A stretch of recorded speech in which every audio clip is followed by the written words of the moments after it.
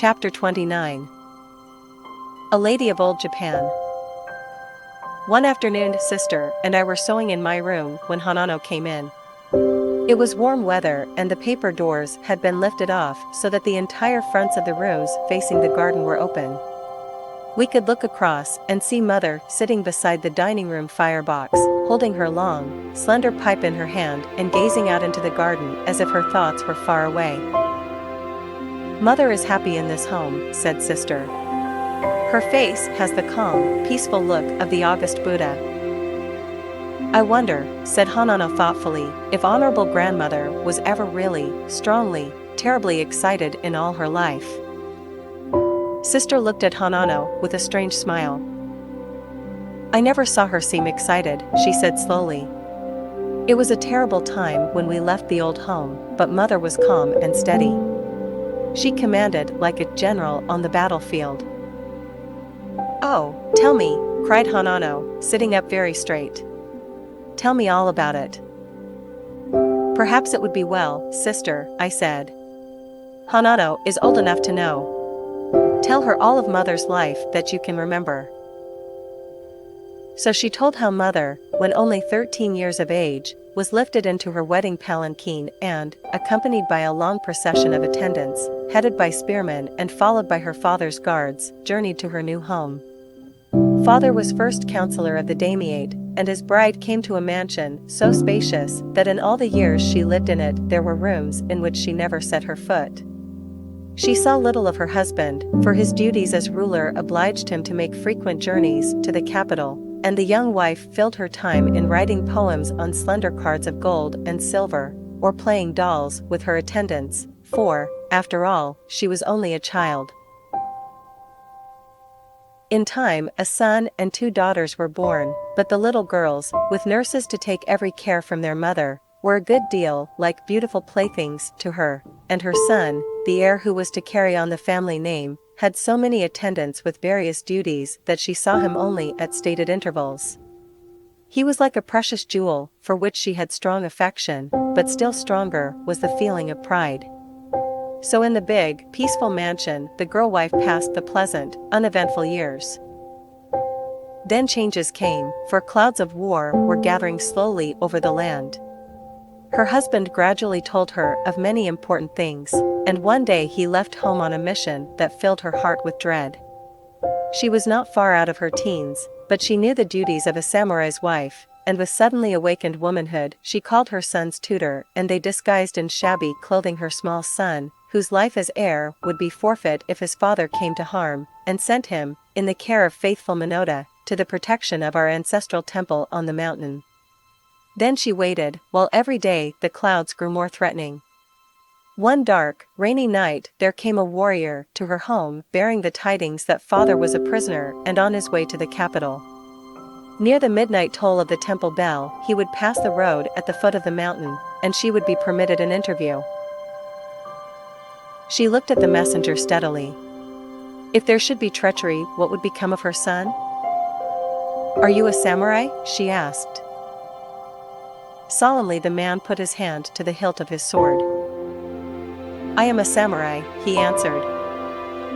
"Whether friend or enemy," she said, "if you are a samurai, I will trust you." Though she believed him, those were dangerous days, and so she washed her hair and put on her death robe, covering it with an ordinary dress. Then, slipping her dagger into her sash and bidding her faithful servant Yoshida to be loyal to his young master, whatever happened, she told the messenger she was ready. Through the rain and darkness they went, the warrior, his wet armor shining in the lantern light, followed by Mother in her hidden death robe. They passed through empty streets and along narrow paths of lonely rice fields until finally they came to the road which curved around the foot of the mountain. There they waited. Presently lights came swaying through the darkness, and they could hear the dull, soft thuds of trotting carriers, coming nearer and nearer, then to a stop. A palanquin covered with a rope net was rested on the ground, a warrior on each side. The carriers stood back. Mother looked up and saw father's pale face gazing at her through the small square window. The crossed spears of the warriors were between them. There was a moment's silence, then father spoke. my wife, I trust you with my sword." That was all. Both knew that listening ears were eager for word of the son. Mother only bowed, but father knew that she understood. The reed screen was dropped before the face of the prisoner, the warriors shouldered their spears, the carriers lifted the poles of the palanquin to their shoulders, and the little procession passed on into the darkness. The guide she had trusted raised his bowed head and turned toward the rice fields, and poor mother followed, carrying with her the knowledge of a sacred trust, for those few words from father's lips meant, "Death is before me. I trust to you the son who will continue the name of Inagaki, and thus ensure the heavenly salvation of hundreds of ancestors." Again, poor mother bore the heavy burden of anxious uncertainty, until one autumn night when a messenger brought word that the plain was full of soldiers marching toward Nagaoka. For that she had been waiting, so, calm and fearless, she commanded that the entire house be arranged as for honored guests. The most treasured roll pictures were hung, the rarest ornaments placed on tokonomas, then the retainers and servants were ordered to lead by a rear gateway and to scatter in various directions. Sister was only a child of 7, but she remembered every detail of that awful night. She and little sister were awakened by frightened nurses and hurried into dress and sash, for even in their haste and horror the sash, emblem of virtue to every Japanese girl, could not be forgotten by the trusted servant of a samurai family, and taken part way up the mountain to wait in the darkness for mother, coming more slowly with honorable grandmother and 2 menservants. Sister smiled faintly as she told how honorable grandmother and mother looked as they came up the narrow path, disguised as farmers. Honorable grandmother's straw coat kept pulling apart and showing her purple dress, which was of a kind worn only by a retired mistress of her rank, and which she had stubbornly refused to have removed. And she would not walk with her toes turned out as peasants do. Leaving honorable grandmother with them on the mountainside, mother went back to the mansion with Yoshida. They could see the two, carrying torches of twisted paper, as they passed from point to point, Yoshida piling straw and mother lighting with her own hands the fires to destroy her home. Honorable grandmother sat perfectly quiet, gazing straight before her, but the servants knelt on the ground, swaying back and forth, sobbing and wailing, as servants will. Then mother, with disheveled hair and smoke-stained face, came toiling up the path, and by the pale light of early dawn, the 2 little girls were dressed in servants' clothes from the bundle on Yoshida's back, and the nurses were told to take them in different directions to places of safety. Servants were trustworthy in those days. To each was given a dagger with orders to use it in case capture was inevitable. Those crested daggers are still held as treasures in the families of the faithful nurses. Sister said it was a long time before she saw mother again. Her nurse took her to a farmer's family where she dressed and lived as they did, and her nurse worked in the rice field with the farmer's wife. Every night, after her bath, she was rubbed with a brown juice squeezed from wild persimmons, for castle people are lighter than peasants, and was told to talk like the children she played with. She was treated like the others in every way except that always she was served first. "I know now," explained sister, "that the farmer suspected who I was, but we were in one of the districts where father had bestowed upon the headman the privilege of owning 2 swords, and so we were not betrayed. Little sister was in a similar place of safety." In the meantime, honorable grandmother and mother, in the care of Yoshida, all wearing the dress and wide, drooping hats of peasants, had been wandering from place to place, sometimes living in the mountains, sometimes in a farmer's family, and sometimes for a few weeks finding refuge in a temple. More than 2 years this dreadful time lasted, always hiding, always hunted, for though father was a prisoner and his cause lost, conquest was not complete until the enemy had extinguished forever the family and name. At last, sister went on, mother came to the farmhouse where I was. She looked so thin, so brown, and so wild that I didn't know her, and cried out. That night Minota brought brother. He told us that the priest, in order to save the child's life, had given him up, and for several months he had been a prisoner with father. Both had been very near the honorable death, but a message that the war was ended and all political prisoners were pardoned had saved them.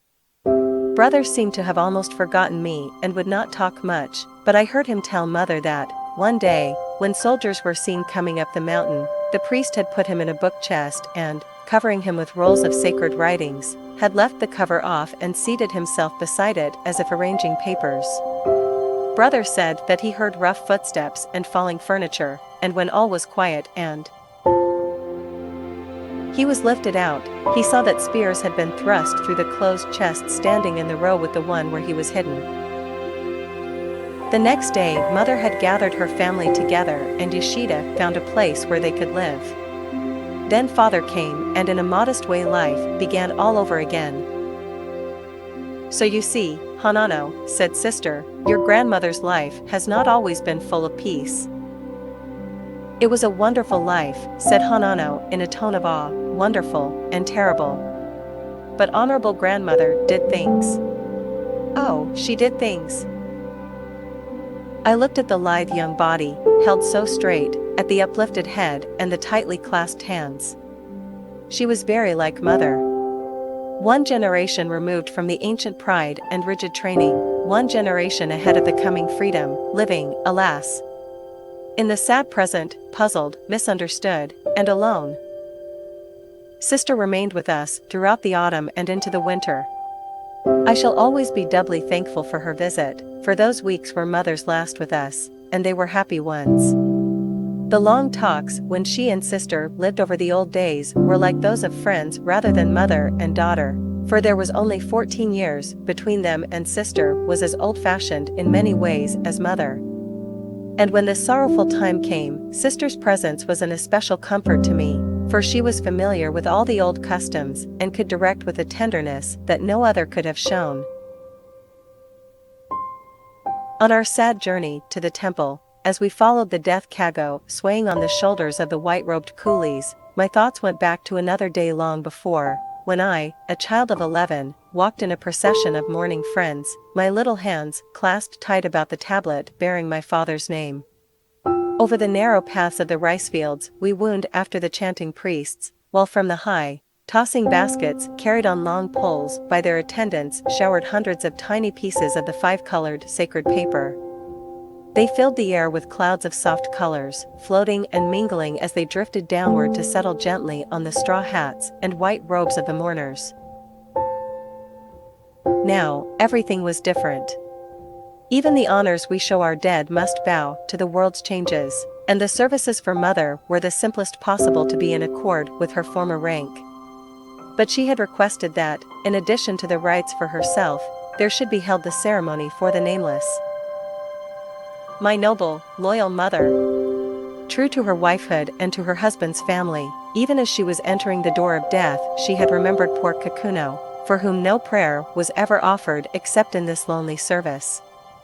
And since Brother, the head of the family, was a Christian, she knew it would never again be observed. All through the calm and peaceful intoning, beneath which sounded the rhythmic throb of the wooden drum, my mind was on my gentle mother's life of unswerving duty to her highest belief, and I wondered what power had kept her so strong and true. Then, dully, I became aware that the soft music was melting into a weird and mournful chanting that carried my thought to the hopeless soul who had lost the way to heaven because of her great sin. And so, once more, the descendants of the name she had dishonored, sat, lowly bowed, while the priests chanted the prayer that help be given to guide the wanderer on her lonely path. When we came to the pause in the music where the high priest chants the arrival of the dead at the gates of heaven to present the plea for mercy, the priests raised their cymbals above their heads, and, bringing them slowly together, clashed a long, quivering accompaniment to the soft, muffled beat of the wooden drum. Before my misty eyes the swinging sleeves made a blur of purple, scarlet, and gold, and, listening to the wailing and pleading prayer that had for almost 300 years winged its way through the curling incense, I wondered if the long-remembering God of vengeance would not, if only in pity for Mother's unselfish faithfulness, grant this last plea for the erring one of long ago. At the temple door I made my last bow to my mother's dear body, and, with a heavy ache in my heart, stood watching the swaying kago with its curving roof and gilded lotus blossoms as it disappeared at a turn in the road leading to the cremation grounds. Then we returned to the lonely home, and for 49 days the candles burned and the incense curled its fragrant way through the carvings of the little whitewood shrine.